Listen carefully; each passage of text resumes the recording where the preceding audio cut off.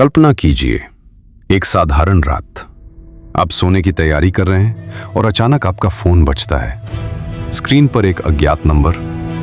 आप फोन उठाते हैं लेकिन दूसरी तरफ कोई शब्द नहीं, बस भारी सांसों की आवाज। फिर एक ठंडी फुसफुसाहट सुनाई देती है। कलयुग का अंत निकट है और तुम इसके साक्षी बनोगे।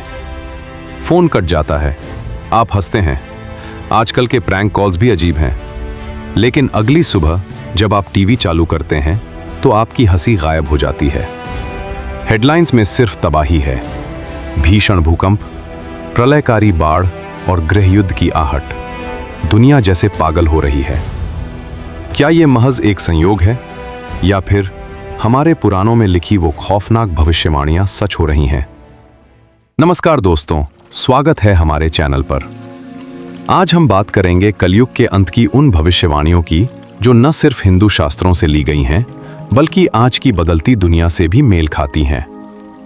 अगर आप इस रहस्य की गहराई में जाना चाहते हैं तो अभी लाइक दबाएं और सब्सक्राइब कर लें, क्योंकि आज की यह कहानी आपकी सोच बदल सकती है। चलिए शुरू करते हैं। हमारी कहानी शुरू होती है साल 2025 में। मुख्य किरदार है आरव, एक 30 साल का आईटी इंजीनियर जो मुंबई की भागदौड़ भरी जिंदगी में खोया हुआ है।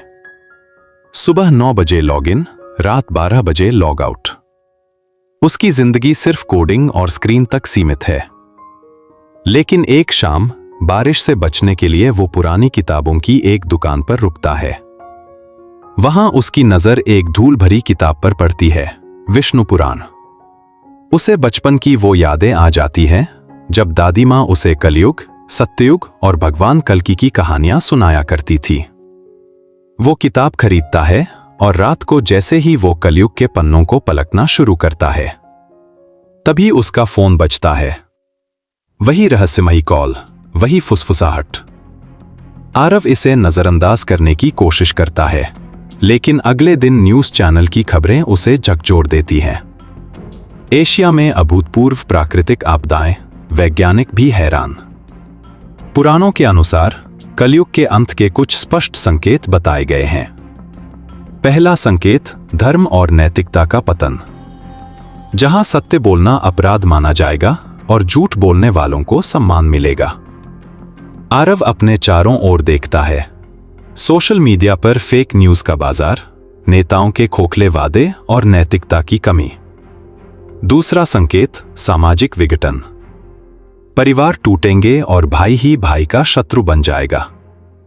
तभी आरव को उसके भाई का फोन आता है जो अमेरिका में है। भाई, यहां दंगे भड़क गए हैं। लोग अपनों पर ही गोलियां चला रहे हैं। आरव का दिल बैठ जाता है। वो किताब का अगला पन्ना पलटता है। तीसरा संकेत, प्रकृति का क्रोध। नदियां सूख जाएंगी, आकाश में विषैले बादल होंगे और धरती बार बार कांपेगी। उसी रात मुंबई में भूकंप का एक झटका महसूस होता है। आरव अपनी बालकनी से देखता है, समंदर की लहरें आज शांत नहीं बल्कि क्रोधित लग रही हैं। कहानी में मोड़ तब आता है जब आरव को उसका पुराना दोस्त मिलता है, प्रोफेसर विक्रम, जो एक पुरातत्वविद है। विक्रम कहता है, आरव, यह कोई इत्तेफाक नहीं है। मैंने हिमालय की एक गुप्त गुफा में एक प्राचीन शिलालेख खोजा है। उसमें साफ लिखा है कि कलयुग के 5000 साल पूरे होने पर विनाश और परिवर्तन की प्रक्रिया शुरू हो जाएगी। और हम ठीक उसी मोड़ पर खड़े हैं। विक्रम आरव को उस गुप्त गुफा में ले जाता है। बर्फीली चोटियां और दुर्गम रास्तों को पार करते हुए विक्रम उसे समझाता है, सत्ता के लोभी तानाशाहों का अंत होगा। लोग धर्म की तलाश करेंगे, लेकिन ढोंगी बाबा उन्हें गुमराह करेंगे। जब अधर्म अपनी चरम सीमा पर होगा, तब देवदत्त नामक सफेद घोड़े पर सवार होकर भगवान कल्कि आएंगे। गुफा के अंदर दीवार पर एक शिलालेख चमक रहा था। उस पर प्राचीन देवनागरी में अंकित था, यदा यदा ही धर्मस्य ग्लानिर्भवति भारत। लेकिन उसके ठीक नीचे एक नई पंक्ति थी, कलयुगांतम प्राप्य सत्यम पुनरागच्छति, गवाहतु जागृत भव। अर्थ, कलयुग के अंत में सत्य की वापसी होगी, लेकिन जो गवाह है उसे जागना होगा। जैसे ही आरव उस शिलालेख को छूता है, उसे एक दृष्टि दिखाई देता है। वो देखता है कि आसमान से आग बरस रही है, शहर मलबे में तब्दील हो रहे हैं। फिर उस धुएं और आग के बीच से एक प्रकाश पुंज निकलता है, एक सफेद घोड़ा और उस पर एक तेजस्वी योद्धा। जब वो योद्धा आरव की ओर देखता है तो आरव की चीख निकल जाती है। वो चेहरा धुंधला था, लेकिन जाना पहचाना था। विक्रम उसे संभालता है और कहता है, हर युग के अंत में नियति किसी एक को साक्षी चुनती है। शायद वो तुम हो। आरव वापस लौटता है, लेकिन अब वो पहले वाला इंसान नहीं रहा। वो दुनिया को चेतावनी देने की कोशिश करता है, पर लोग उसे ट्रोल करते हैं, उसे पागल समझते हैं। फिर एक रात फोन की वो घंटी दोबारा बजती है, वही आवाज, लेकिन इस बार आरव उसे पहचान लेता है। वो आवाज उसकी अपनी थी या शायद उसकी दादी की, जो सालों पहले गुजर चुकी थी।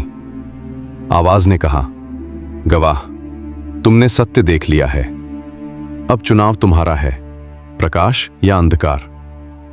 दोस्तों, आरव की कहानी हमें एक बहुत बड़े सवाल पर छोड़ जाती है। क्या यह विनाश का अंत है या एक नए सत्ययुग का आरंभ? आज हमारे आसपास जो कुछ भी हो रहा है, चाहे वो जलवायु परिवर्तन हो या वैश्विक तनाव, क्या ये सब उसी महापरिवर्तन के संकेत हैं? पुराण कहते हैं कि अंत में जीत हमेशा सत्य की होती है। लेकिन सवाल आपसे है, क्या आप इस बदलाव के लिए तैयार हैं? आपको क्या लगता है, कलयुग के अंत का सबसे बड़ा संकेत आज की दुनिया में क्या है? कमेंट में अपनी राय जरूर बताएं। अगर यह वीडियो आपको सोचने पर मजबूर कर गया हो तो इसे अपने दोस्तों के साथ शेयर करें। अगले वीडियो में हम भगवान कल्कि के जन्म और उनके मिशन के रहस्यों को गहराई से जानेंगे। बेल आइकन दबाना न भूलें। जय श्री राम।